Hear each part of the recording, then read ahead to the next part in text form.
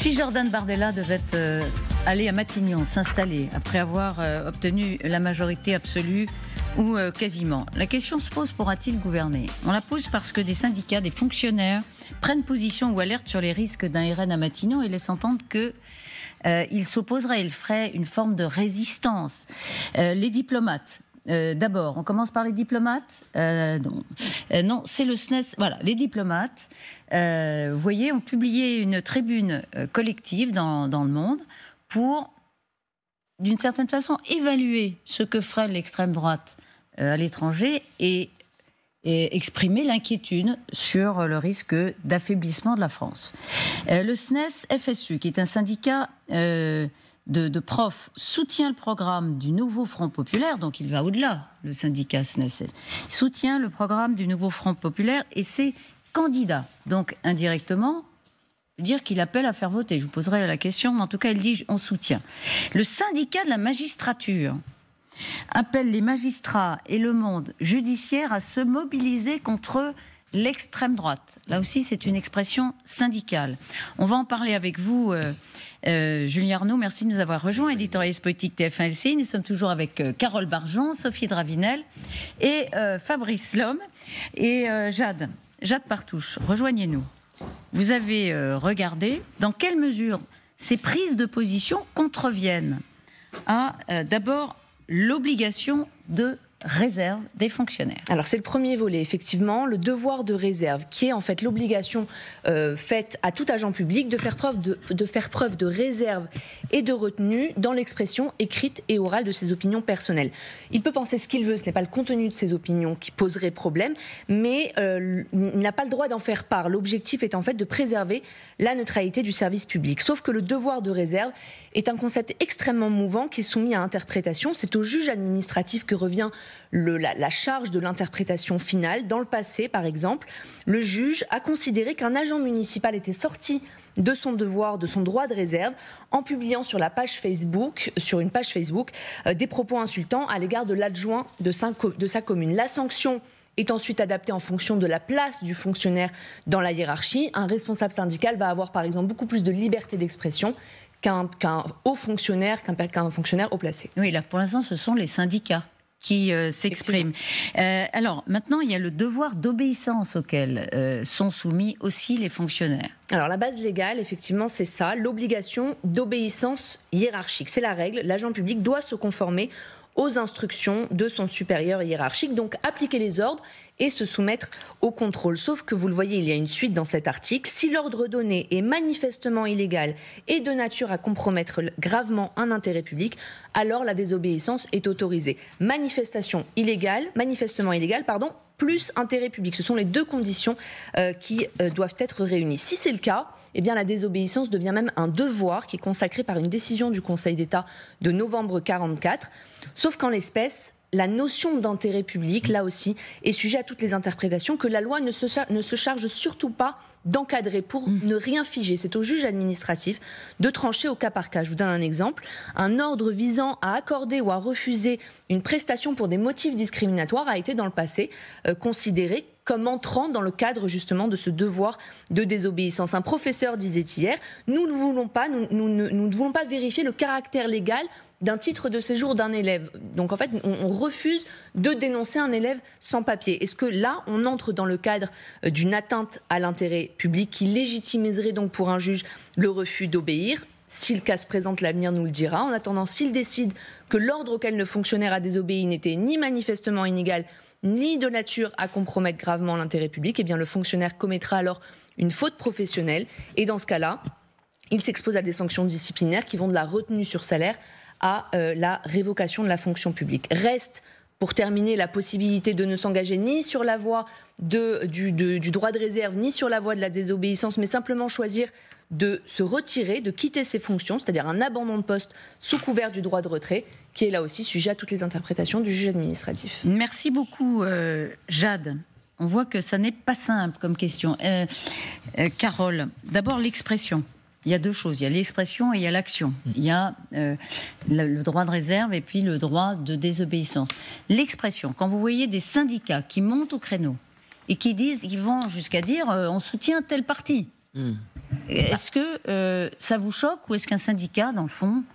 Non, enfin là, très honnêtement, les syndicats, ce sont des organisations collectives qui ont généralement quand même une ligne éditoriale, si on peut dire, enfin des convictions affichées. Le syndicat de la magistrature, moi, ça ne m'étonne absolument pas qu'ils prennent cette position. C'est dans le droit fil de leurs convictions de toujours. Ils sont quand même très très très à gauche, et donc il est évident que la perspective de l'arrivée de l'extrême droite au pouvoir les mobilise au plus haut point, et c'est une organisation professionnelle qui a parfaitement le droit de s'exprimer là-dessus. C'est pas la même chose que si un juge d'instruction ou un juge du siège ou enfin un magistrat s'exprimait à titre personnel. C'est pas du tout la même chose. Donc là, il n'y a rien ni d'étonnant ni de choquant. Ni forcément de vraiment nouveau. Il est déjà arrivé que des organisations syndicales prennent position pour ou souvent contre, et d'ailleurs plusieurs fois contre l'extrême droite. Il y a eu déjà des périls avant celui-là qui sont survenus.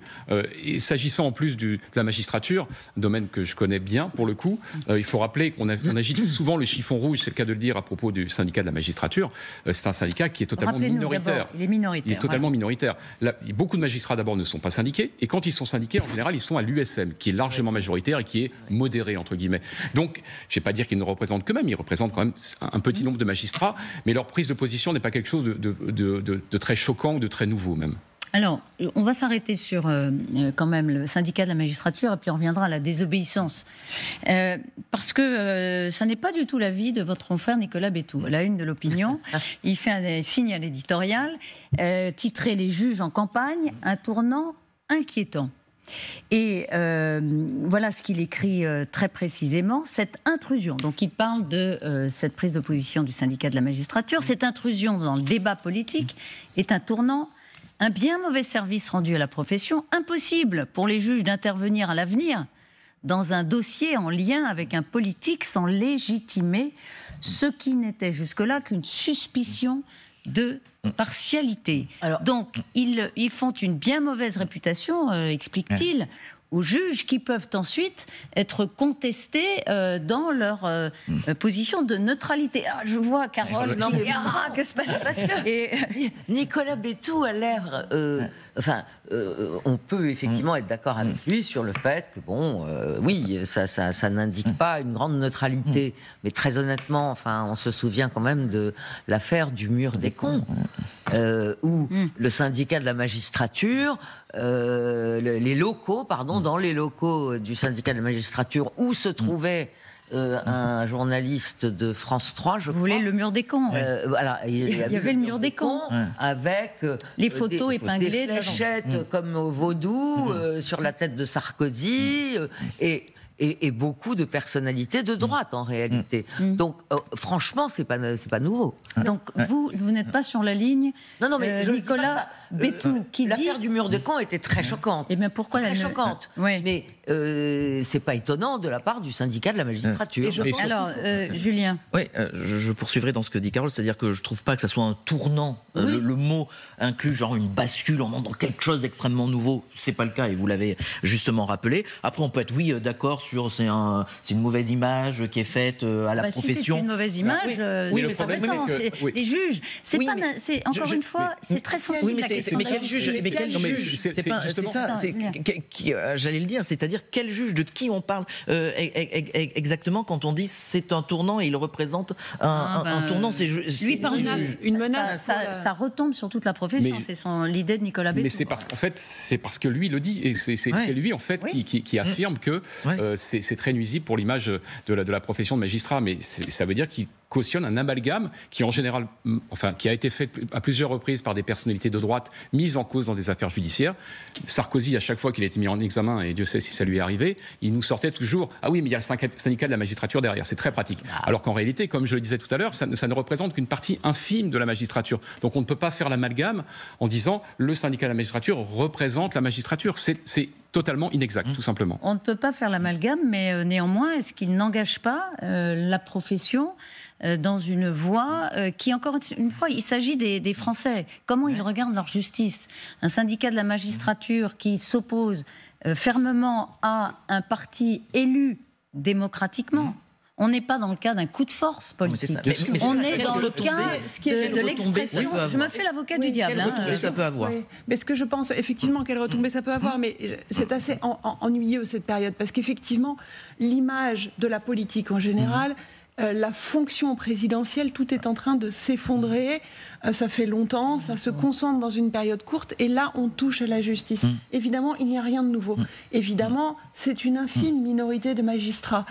Ils n'en sont pas moins politisés, ça n'est pas moins un problème. Est-ce que ça mérite une sur le sujet, amalgamant tout le monde ? Je ne le pense pas, mais je pense que ça peut mériter une réponse de la part d'autres syndicats qui viendraient un peu équilibrer et essayer de redonner un peu une force à la justice, parce qu'effectivement, on va entrer là, dans une période extrêmement secouée pour la France, si on n'y est pas déjà, et si la justice n'apparaît pas comme intègre et solide, ce sera compliqué. Evelyne Sirmarin est avec nous, elle va donner son avis. Mais Carole, je suis entièrement d'accord. Je pense que s'il est exact que la plupart des Français assimilent la justice, un peu comme le fait Nicolas Bétou, l'ensemble des magistrats au syndicat de la magistrature, eh bien à ce moment-là, l'USM devrait se manifester dans une tribune où ils disent, je sais pas quoi, qui respectent les institutions et qui respectent la neutralité, etc. Mais je pense qu'il n'y a pas de surprise pour les Français de se dire aujourd'hui, oui, il y a tel syndicat ou pas syndicat. Je pense que ça nourrit un vote populiste. Ça nourrit un vote populiste. Alors qu'en pensez-vous, Evelyne Sirmarin ? Merci d'être avec nous. Ça peut nourrir, mais... Vous pensez, c'est intéressant. Evelyne Sirmarin, vous êtes avec nous, magistrate honoraire. Alors, oui, mais moi je n'interviens pas du tout comme syndicat de la magistrature. J'interviens simplement là. Je suis vice-présidente de la Ligue des droits de l'homme et magistrat effectivement, donc j'ai une idée sur la question, à savoir que moi je ne suis pas choquée du fait que des magistrats rappellent peut-être qu'il y a une séparation des pouvoirs, qu'on sait que lorsque l'extrême droite en Europe est venue au pouvoir, il y a eu des gros problèmes en Pologne, en Hongrie, d'indépendance de la justice, et qu'il faut faire très attention au fait qu'il y a une possibilité toujours que les magistrats soient indépendants, qu'ils exercent leur droit syndical. Vous savez, la Cour européenne des droits de l'homme a rappelé que le principe d'impartialité des magistrats, qui s'applique évidemment dans chaque affaire.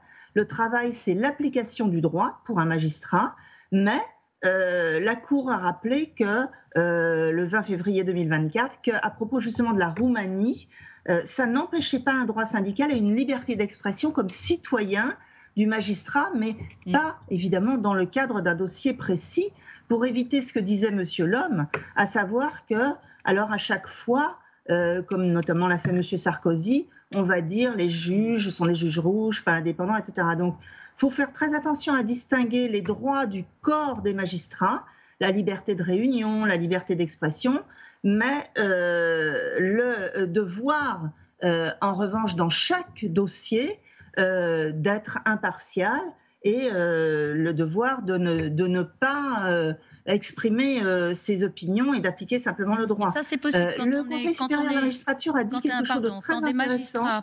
Quand des magistrats du syndicat de la magistrature, encore une fois, on va aller jusqu'au bout, mais qui appellent à mobiliser, que le monde judiciaire se mobilise contre l'extrême droite, vous comprenez que ensuite, s'ils devaient avoir à juger ce pan-là de la vie politique française, les Français se demandent si ce sera en toute impartialité. Bien sûr.